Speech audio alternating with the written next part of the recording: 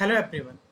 तो आज के लेक्चर में हम डिस्कस करेंगे बीपीएससी यानी कि Bihar public service commission PGT zoology 2023 का जो पेपर था उसके डिस्कशन के बारे में।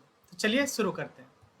तो जो इसमें जो हमारा बायोलॉजिकल फील्ड में जो सबसे पहला क्वेश्चन था उसमें कह रहा है which of the following is not A correct match. यहाँ पर देखिए, एक तरफ सेल्स दिया गया है और दूसरी तरफ उसका फंक्शन दिया गया है और पूछा गया है कि इनमें से कौन सा करेक्ट मैच नहीं है।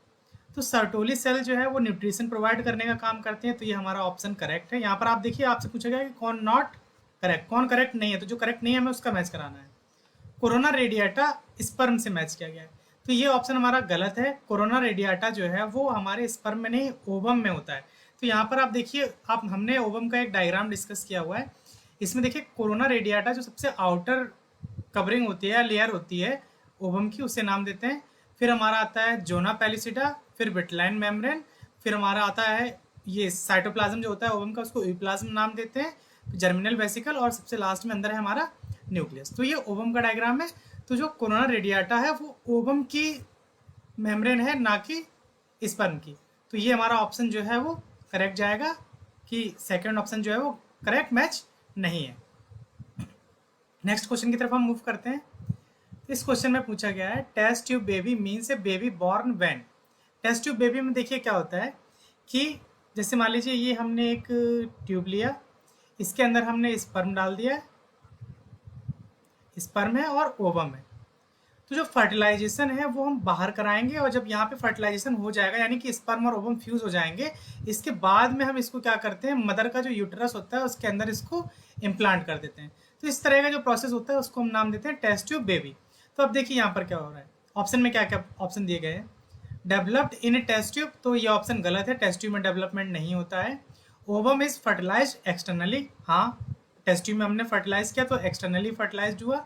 And thereafter implanted into the uterus, तो हाँ सेकंड ऑप्शन हमारा करेक्ट है कि ओवम का फर्टिलाइजेशन एक्सटर्नली ट्यूब के अंदर होगा और उसके बाद हम उसको इम्प्लांट कर देंगे यूटरस में। तो फर्स्ट सेकंड ऑप्शन जो है हमारा करेक्ट है। थर्ड ऑप्शन में हम देखते हैं development from a non fertilise eggs, तो क्या नॉन फर्टिलाइज एग्स से डेवलपमेंट होगा, तो ये ऑप्शन में हमारा क्या इनकरेक्ट है। तो 42 का हमारा सेकंड ऑप्शन जो है वो करेक्ट जाएगा। नेक्स्ट क्वेश्चन की तरफ हम मूव करते हैं। इसमें पूछा गया है chromosome found in the salivary gland of drosophila are. कहा गया है कि जो ड्रोसोफिला की जो सलाइवरी ग्लैंड में जो क्रोमोसोम पाया जाता है उसका क्या नाम है। तो देखिए यहाँ पर तीन ऑप्शन दिए गए हैं, लैम्ब्रस, सुपरन्यूमरी और पॉलिटिन क्रोमोसोम। तो ये तीनों ही जो क्रोमोसोम है ये हमारे जियांट क्रोमोसोम के एग्जाम्पल है। तो इसमें पूछा गया है ड्रोसोफिला के सलाइवरी ग्लैंड में कौन सा क्रोमोसोम पाया जाता है, तो हमारा जो पॉलिटिन क्रोमोसोम होता है वो हमारा ड्रोसोफिला के सलाइवरी ग्लैंड में पाया जाता है। तो इसका जो करेक्ट आंसर जाएगा वो हमारा जाएगा थर्ड। लेकिन हम बाकी को भी डिस्कस कर लेते हैं। तो polytene chromosome are strongly amplified form of interphase chromosome found for example in salivary gland of drosophila and जो कायरोनोमस इंसेक्ट्स लार्वी होता है उसमें ये पाया जाता है। तो पॉलिटीन इसका आंसर करेक्ट जाएगा। नेक्स्ट है हमारा लैम्ब्रस क्रोमोसोम। लैम्ब्रस जो क्रोमोसोम है वो वर्टिब्रेट्स के ऊसाइड्स में पाया जाता है, न्यूक्लियाई ऑफ ऊसाइड्स, जैसे फिशेस, एम्फीबियंस, रेप्टाइल एंड वल्सलेमेंडर भी हमारा रेप्टाइल में उसमें रेप्टाइल्स में आ जाएगा। तो ये वहाँ पर ये पाया जाता है। तीसरा है हमारा सुपर न्यूमरी। सुपर न्यूमरी जो क्रोमोसोम होता है इसको हम लोग क्रोमोसोम बी नाम भी देते हैं। ये डिस्पेंसिबल जेनेटिक एलिमेंट होता है जो पाया जाता है 1000 ऑफ स्पीसीज ऑफ प्लांट, यानी कि मेज में पाया जाएगा प्लांट में, and animal and some fungi में पाया जाता है। तो इस तरह से हमने ये तीनों तरह के जो क्रोमोसोम है उनको डिस्कस कर लिया। नेक्स्ट क्वेश्चन देखिए क्या है, in the F2 generation 9:7 ratio represent. कहा गया है कि F2 जनरेशन में 9:7 रेशियो जो है वो क्या रिप्रेजेंट कर रहा है। पहले ऑप्शन में इनकम्प्लीट डोमिनेंस, को डोमिनेंस, एपिस्टेसिस, और नीचे दो ऑप्शन और दिए गए। तो यहाँ पर हमने एक टेबल है, इसको डिस्कस करते हैं पहले। तो सबसे पहले नंबर पे देखिए कॉम्प्लीमेंट्री जीन। कॉम्प्लीमेंट्री जीन में जो die hybrid phenotype F2 ratio होता है वो 9:7 होता है। लेकिन इसमें आप जब ऑप्शन में देखेंगे तो कहीं पर आपको 9:7 नहीं दिखाई देगा। तो यहाँ पर एक क्या ऑप्शन हो सकता है हमारा कि कह सकते हैं कि नन ऑफ द अबव, इनमें से कोई आंसर नहीं जाएगा। लेकिन एक कंडीशन आप और देखिए कि जो डुप्लीकेट रिसेसिव एपिस्टेसिस होता है तो इसमें भी जो रेशियो है वो 9:7 जाता है। तो यहाँ पर एपिस्टेसिस मेंशन किया गया है, डुप्लीकेट रिसेसिव उसका भी रेशियो 9:7 है। तो इस तरह से हमारा जो करेक्ट आंसर है वो हमारा थर्ड चला जाएगा। इसके अलावा हम बाकी के उसको भी रेशियो को भी डिस्कस कर लेते हैं। जैसे डुप्लीकेट जीन का जो रेशियो होता है वो 15:1 होता है। रिसेसिव एपिस्टेसिस जो होता है इसका 9:3:4 होता है। डोमिनेंट एपिस्टेसिस जो होता है इसका 12:3:1 होता है। या पॉलीमरिक या एडिटिव जीन जो होता है इसका भी रेशियो 9:6:1 होता है। इनहिबिटरी जीन जो होते हैं इनका रेशियो 13:3 होता है। और सप्लीमेंट्री जीन होते हैं इनका 9:3:4।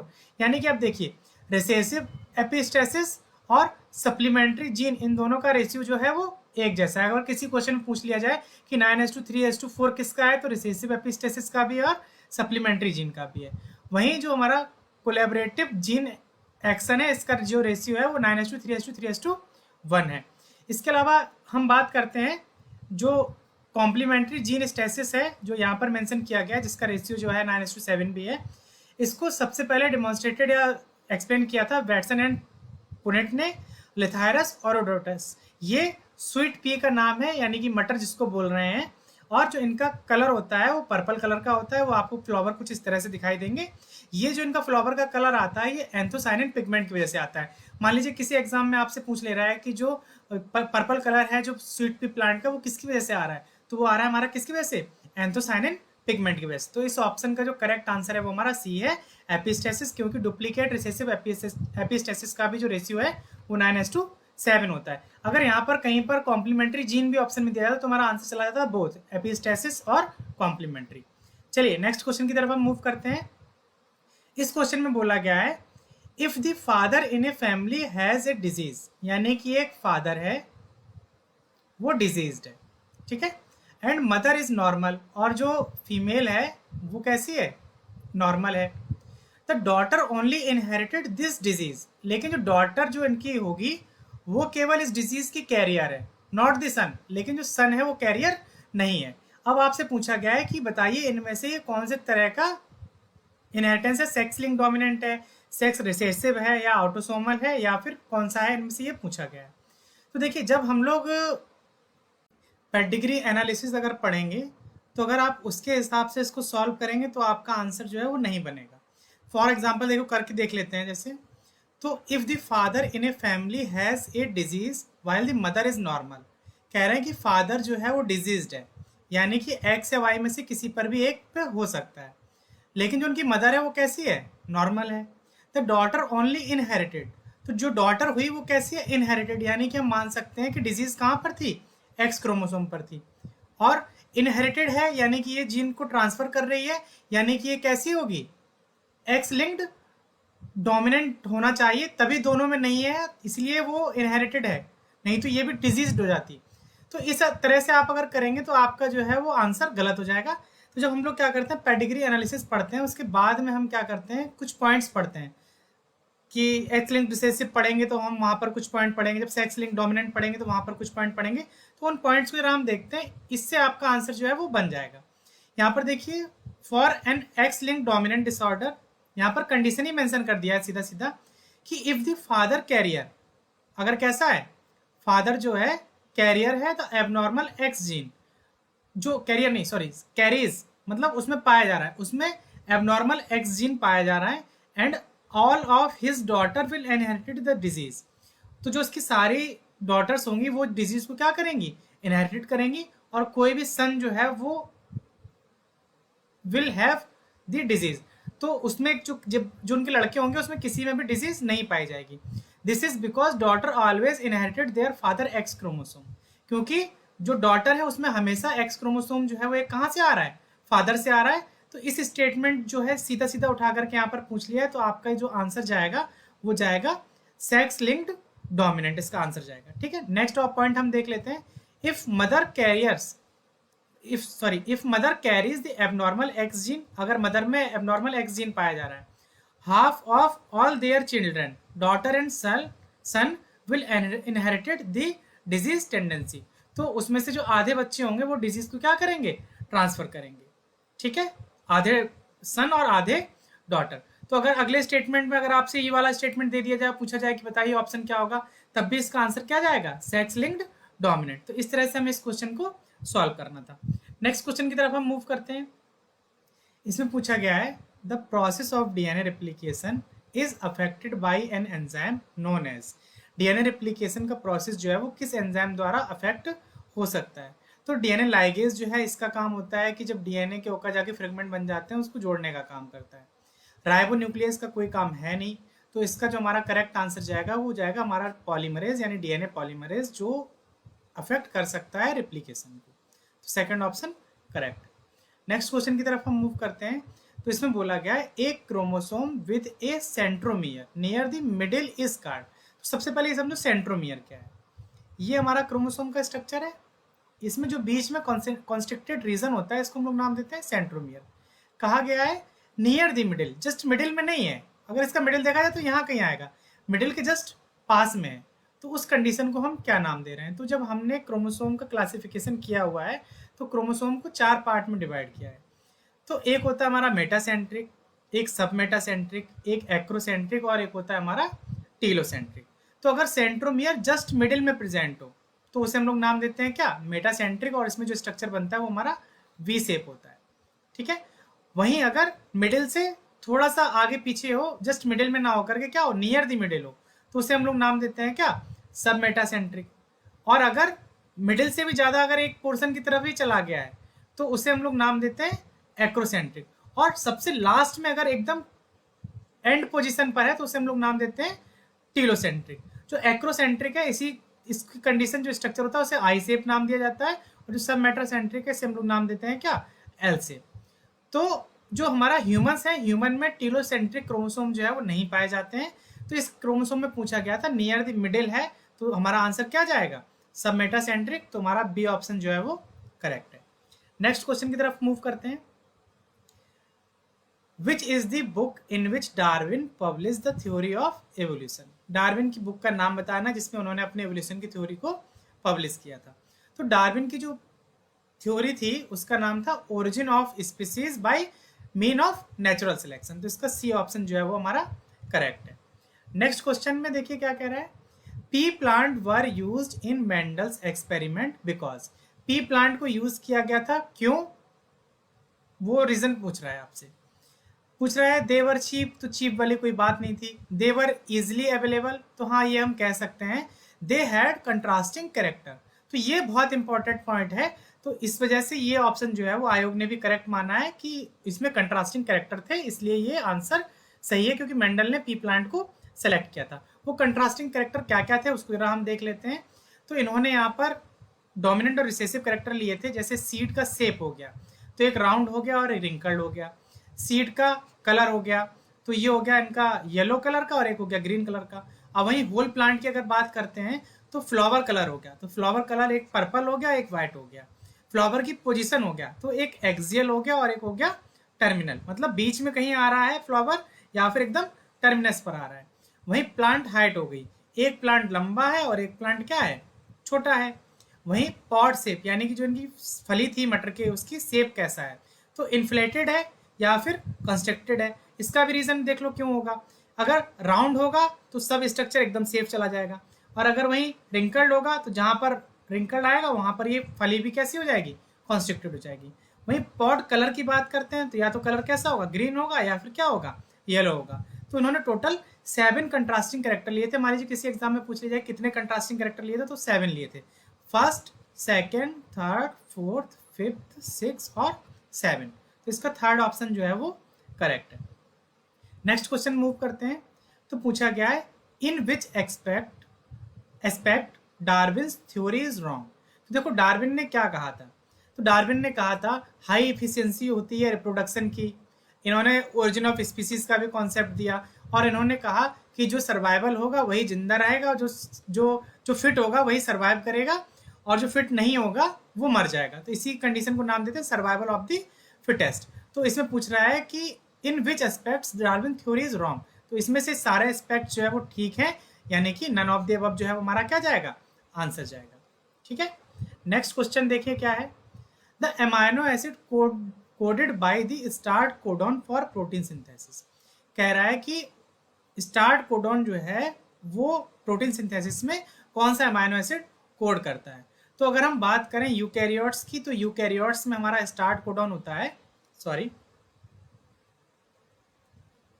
अगर हम बात करें यूकैरियोट्स की, तो यूकैरियोट्स में हमारा स्टार्ट कोडॉन होता है AUG, और ये कोड करेगा मेथियोनिन को। और सम टाइम जो है वो GUG भी वर्क करता है एज ए स्टार्ट कोडॉन। अगर प्रोकैरियोट्स की बात करें तो प्रोकैरियोट्स में ये करता है AUG फॉर्माइल मेथियोनिन को। ठीक है, तो हमारा जो करेक्ट आंसर है वो हमारा फर्स्ट जाएगा कि किसको कोड कर रहा है, मेथियोनिन को कोड कर रहा है। नेक्स्ट क्वेश्चन देखिए, in human the number of ओवा and sperm that would be produce from 100 secondary oocytes and 100 secondary spermatocytes. कह रहा है 100 सेकेंडरी oocytes से और 100 सेकेंडरी स्पर्मेटोसाइट्स से कितने ओवा और कितने स्पर्म जो है वो बनेंगे। तो देखिए, जो oocytes के केस में हमें पता है कि फीमेल के केस में क्या होता है कि जितने हमारे सेकेंडरी oocyte है उतने ही हमारे ओवम बनेंगे, यानी कि 100 सेकेंडरी oocyte है तो 100 ही क्या बनेगा, ओवम बनेंगे। ठीक है, लेकिन मेल के केस में क्या होता है कि 1 से 4 बनते हैं। कितने बनते हैं, 4। तो अब देखिए, एक हम डायग्राम यहाँ पर देखते हैं। ये देखिए डायग्राम, हमसे पूछा गया है सेकेंडरी स्पर्मेटोसाइट से पूछ रहा है। तो देखिए, ये है हमारा प्राइमरी स्पर्मेटोसाइट। प्राइमरी स्पर्मेटोसाइट्स में 2 से 4 हो गए। सेकेंडरी स्पर्मेटोसाइट्स में यानी कि एक स्पर्मेटोसाइट से अगर हम देखें तो कितने बन रहे हैं, 2 बन रहे हैं। तो यानी कि 100 है तो हमारे कितने स्पर्मेटिड बनेंगे, तो हमारे बनेंगे कितने, 200। तो 100 ओवा और 200 क्या, स्पर्म। तो हमारा सी ऑप्शन जो है वो करेक्ट है। इसी कॉन्सेप्ट से रिलेटेड एक क्वेश्चन आगे भी पूछा गया है। तो यानी कि आप समझ लीजिए, एक ही एग्जाम में स्पर्मेटोजेनेसिस से 2 क्वेश्चन पूछे गए हैं। वैसे ही जो अभी हमने एक लास्ट क्वेश्चन डिस्कस किया ना, क्रोमोसोम का structure on the basis of centromere की पोजीशन के हिसाब से, तो वहां से भी 2 क्वेश्चन पूछे गए। तो यानी कि एक एक कॉन्सेप्ट से 2-2 क्वेश्चन पूछे जा रहे हैं। नेक्स्ट क्वेश्चन देखिए क्या कह रहा है कि क्रॉसिंग ओवर अकर बिटवीन। तो पहले समझ लीजिए होमोलॉगस क्रोमोसोम क्या होता है। तो जैसे क्रोमोसोम जो हमारी ह्यूमन बॉडी है उसमें टोटल 23 पेयर पाए जाते हैं, यानी कि हमारे 46 क्रोमोसोम होते हैं। अब जैसे मान लीजिए हमारा क्रोमोसोम नंबर 1 है, तो 1 एक क्रोमोसोम हमारा फादर से आ रहा होगा और एक क्रोमोसोम हमारा कहाँ से आ रहा होगा, मदर से आ रहा होगा। इस तरह से हमारे पास 2 कॉपी होती है। तो जो एक क्रोमोसोम है जब ये रिप्लीकेशन में जाता है, तो पहले मान लीजिए ये ऐसे था, जब रिप्लीकेशन में चला गया तो इसमें 2 आर्म बन जाते हैं। तो इन दोनों को हम लोग नाम देते हैं क्या, सिस्टर क्रोमेटिड। इनको हम क्या कहेंगे, सिस्टर क्रोमेटिड, क्योंकि एक ही क्रोमोसोम की 2 आर्म बन गई तो इसको हमने नाम दिया सिस्टर क्रोमेटिड। और वहीं जो ये आर्म है और ये आर्म है, इसको हम लोग नाम देते हैं क्या, नॉन सिस्टर क्रोमेटिड। तो अगर इन दोनों की बात की जाए तो ये नॉन सिस्टर क्रोमेटिड है।